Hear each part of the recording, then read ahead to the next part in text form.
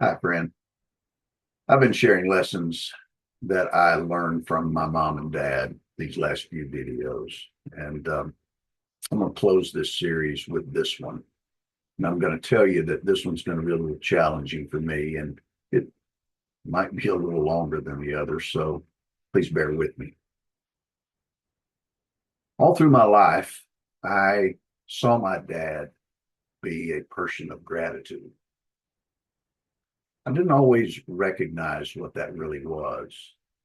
But as I look back on my life, and particularly as I look back on his, I see how much a man of gratitude my dad was. He never took things for granted. He appreciated what he had, and he worked for what he had, and he was grateful for it.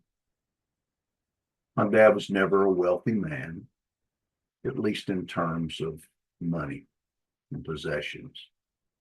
Oh, there were times when he had more than at other times. But at the end of the day, he was always grateful, regardless of where he was at. Um, the last night my dad was alive, my sister and I, we took turns sitting up with him. We knew that it was his last night, and at that time, we were just keeping him comfortable. And so, about 3 o'clock that morning was one of the shifts that I had, and my dad, who had really not been very alert because, again, we were keeping him comfortable,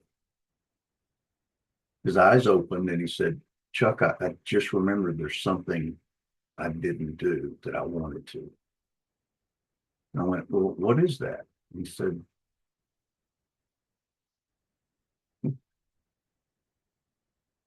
I wanted to write a letter to your company to tell them how grateful I was that they let you be here all this time.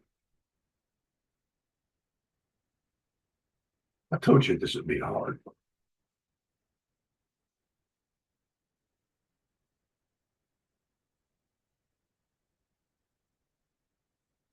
Those were the last words my daddy spoke. I told him I would go and get a tablet and he could tell me what he wanted to say and I'd write it. By the time I got back, he had gone back to sleep, and only a few hours later, he took his last breath.